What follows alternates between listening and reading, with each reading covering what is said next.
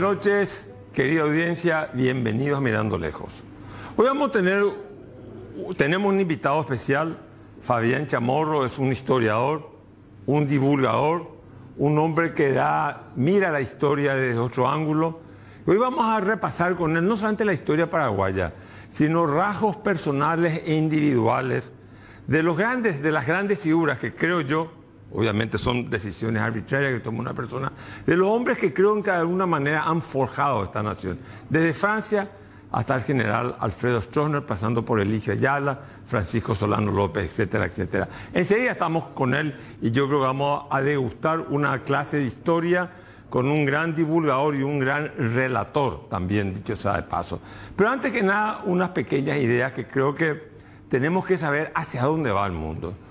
Por lo menos el señor que le está hablando ahora ha vivido un mundo de la posguerra, el mundo de la Guerra Fría, el mundo bipolar, que era un mundo esencialmente predecible. Siempre viviendo la hipótesis de guerra, pero sabiendo que no iba a haber guerra. Después vino el mundo de la globalización, el mundo de los mercados abiertos, de los mercados financieros. Después unas fuertes corrientes populistas. Y ahora vemos y nos tenemos que preguntar hacia dónde va el mundo. El mundo no es bipolar, es una poliarquía. El mundo dejó de ser, el liderazgo americano ha declinado, ha caducado, y los populismos de alguna manera están hoy en día perimidos. Entonces la pregunta que hay que hacerse, ¿hacia dónde está llevando Trump? No solamente Trump, Putin, China continental, ¿hacia dónde se están yendo? Y acá se da un fenómeno paradojal. Por mucho tiempo, y especialmente después de la Segunda Guerra Mundial, el modelo, el paradigma que tuvo mayor vigencia fue la democracia liberal, la democracia norteamericana, en donde se combinaba la democracia liberal en lo político, la libertad de expresión, el electoralismo, la alternancia en el poder con la economía de mercado. Hoy, sin embargo, estamos viendo que el presidente Trump de los Estados Unidos parece que quiere semejarse al modelo chino. ¿En qué sentido?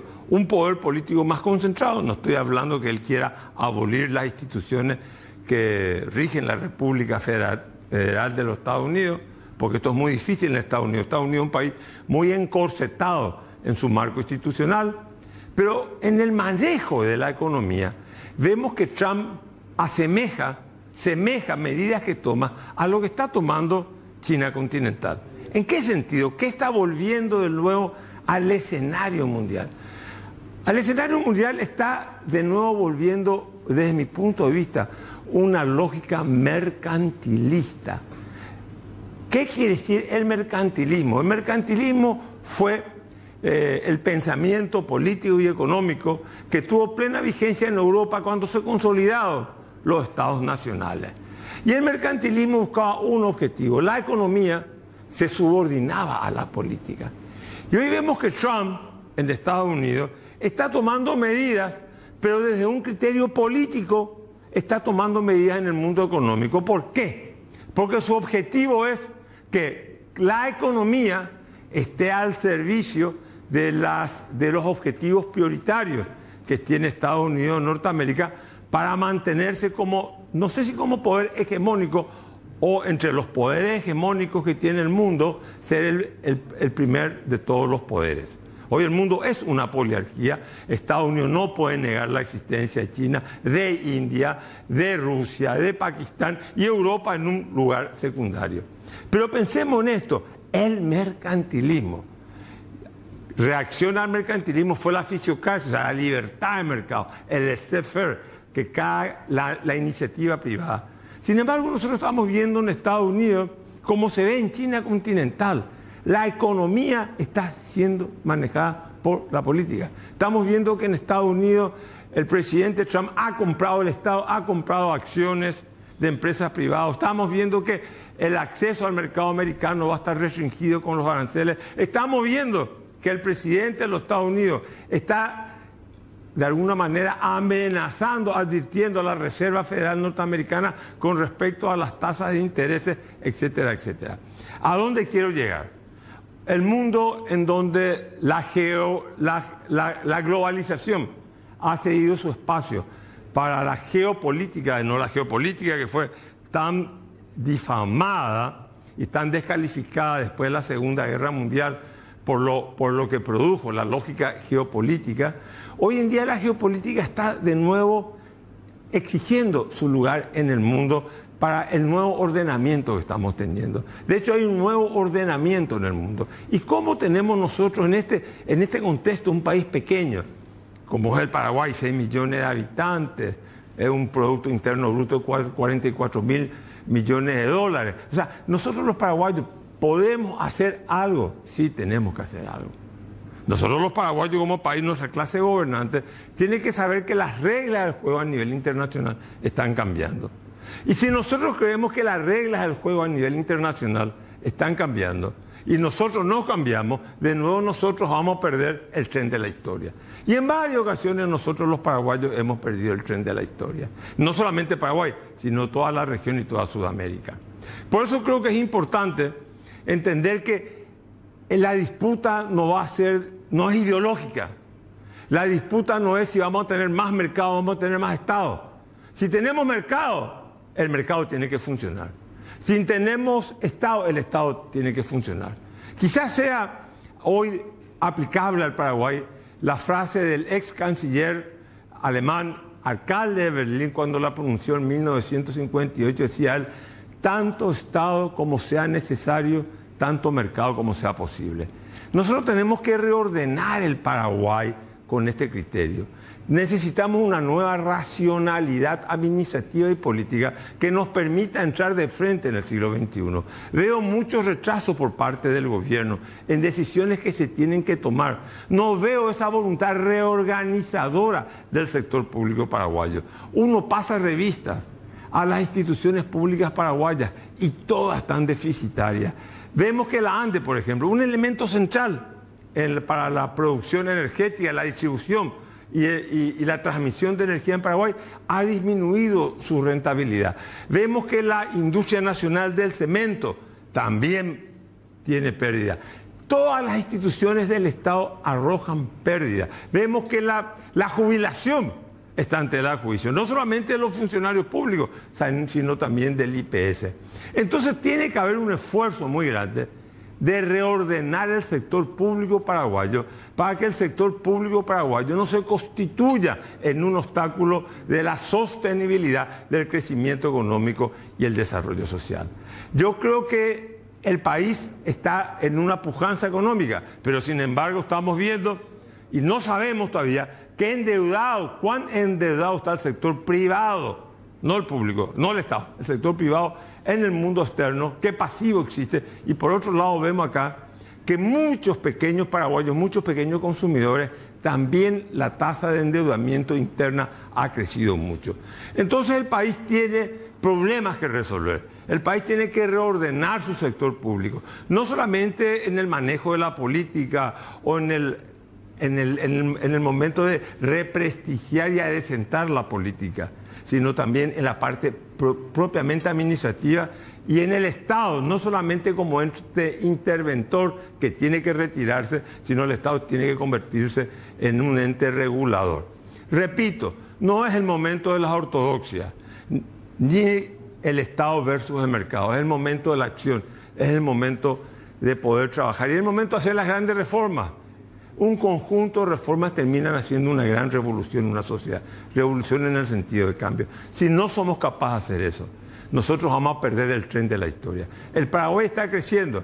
Leía al presidente de la República la semana pasada que decía, el Paraguay va a crecer 5 o 2%, y eso es con datos pesimistas del Banco Central del Paraguay. Bueno, si el Paraguay va a crecer 5% o más de 5%, está en una buena situación para hacer las reformas que tanto necesitamos. Es mejor hacer reformas con crecimiento económico que hacer ajustes en un momento de recesión económica. Ahora pasamos a hablar con un historiador, un divulgador de la historia paraguaya, de la cultura paraguaya también, Fabián Chamorro. Fabián, un placer de tenerte con nosotros.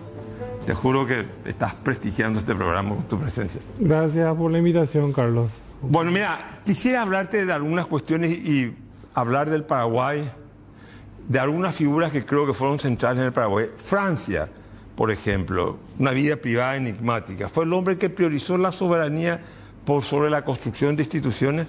Sí, totalmente. Y lastimosamente eso después terminó afectando a gobiernos posteriores. Paraguay no se preocupó, es más, Francia ni siquiera se preocupó de lograr el reconocimiento de otras entidades territoriales de la independencia del Paraguay.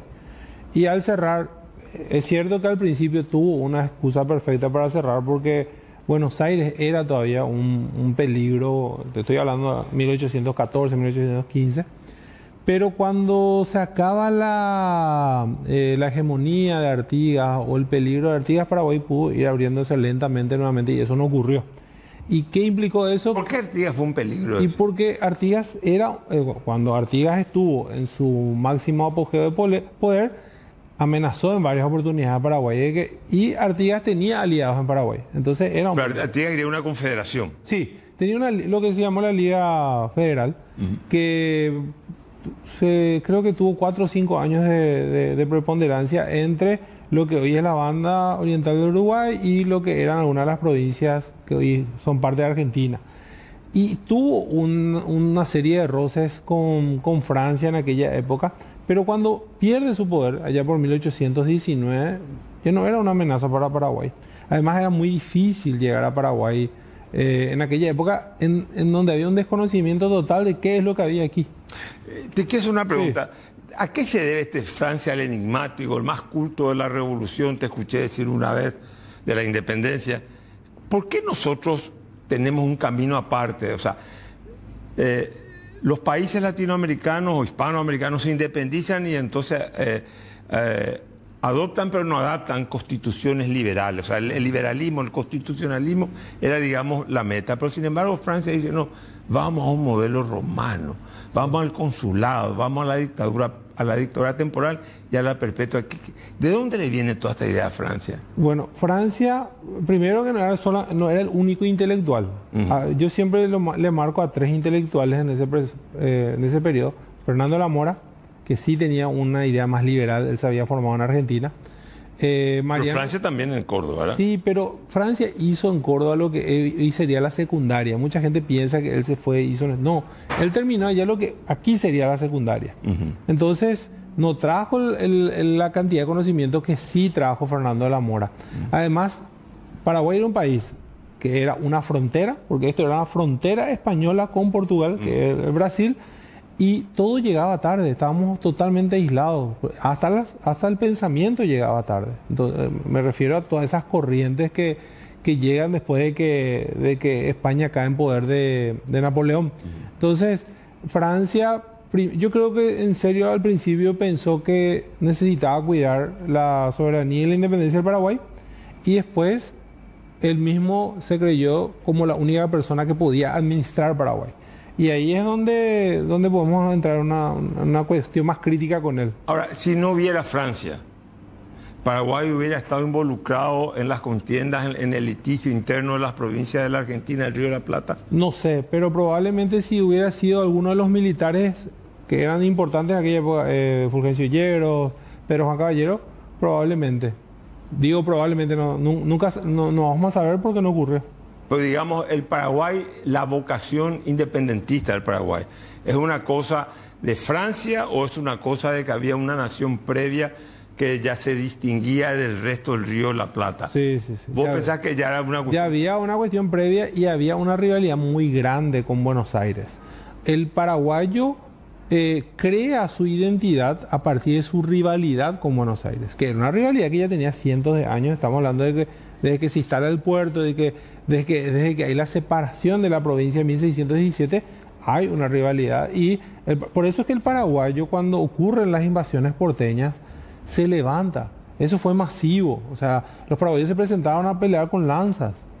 Porque cuando vino Belgrano. Cuando vino Belgrano, Cerro Porteño y Tacuarí.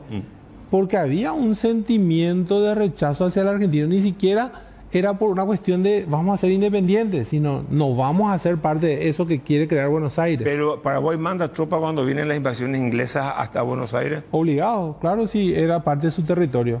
El virreinato del Río de la Plata, como capital en Buenos Aires, Paraguay era parte del virreinato. O sea, lo que estaba haciendo era enviar tropas para defender su capital. O sea, entonces, independientemente de la persona de Francia, digamos, la identidad nacional era un fenómeno colectivo, no fue una cosa que la selló Francia. No, definitivamente.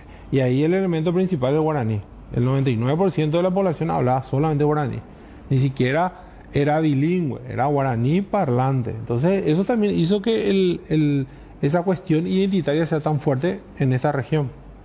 Y decimos una cosa, bueno, se va a Francia, a algunos le cuestionan que, bueno, digamos, el bajo nivel institucional. La figura de Carlos Antonio López. La figura de Carlos Antonio López es una figura más aceptada, más unánime, digamos. Sí, sí. ¿A qué se debe la unanimidad con respecto a la figura de Carlos Antonio López? Y empieza un periodo de modernización de Paraguay.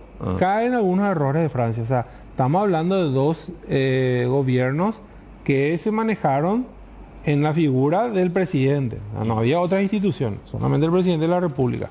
Pero sí buscó abrirse al mundo. Él es el que busca el reconocimiento de los demás países de la independencia de Paraguay. Por eso es que uno de los primeros, o sea, una de las primeras acciones del consulado de Mariano Roca Alonso y Carlos Antonio López es el acta de independencia. ¿Por qué? Porque Paraguay no tenía. Y con el acta de independencia se va a los otros países y le dicen, nosotros somos independientes, por favor, reconozcan eso. Y a partir de 1843 empieza con Bolivia y después se va extendiendo en toda la región y después con las potencias de Europa se comienza a lograr el reconocimiento de la independencia del Paraguay. Eso lo logra don Carlos. Que tampoco, salvo que Argentina era así. Salvo con Argentina. No, Brasil sí. Brasil siempre jugó tratando de dividir o evitar que se vuelva a unir el virreinato del Río de la Plata. Entonces le reconoce a Paraguay en el 45, ya le reconoce, pero Argentina recién lo hace en el 52.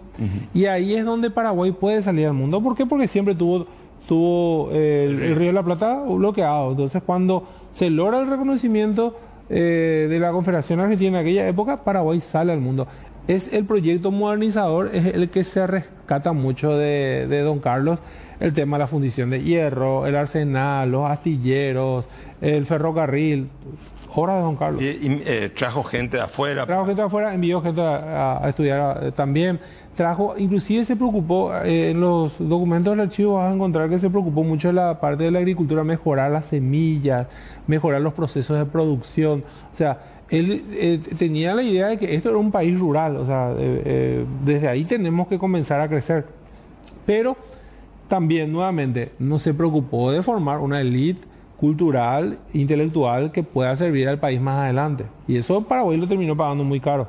Cierto que López fue más cruento que Francia a la hora de, digamos, hubo más gente sentenciada a la pena de muerte que en la época de Francia. Sí, porque Francia se circunscribió a un evento específico que es el famoso, el complot contra su gobierno de 1820, donde hubo varios fusilados, muchos de ellos próceres. En ese proceso hubo una cantidad importante de ajusticiados, creo que eran más de 70, pero después fue muy esporádico el tema de los fusilamientos. En la época de don Carlos sí hubo varios, inclusive militares implicados en algunos procesos, Paraguay envió una tropa en 1845 a Corrientes para unirse a Corrientes y pelear con Buenos Aires. Ahí también hubo ajusticiados. O sea, en el periodo de don Carlos sí, hubo mayor cantidad de ajusticiados que durante el periodo de Francia. Bueno, después de la pausa seguimos y vamos a entrar a hablar de una de las figuras, para unos héroes, para otros villanos, la figura, digamos, que marca un antes y un después en la historia paraguaya, Francisco Solano López. Enseguida volvemos con Fabián Chamorro.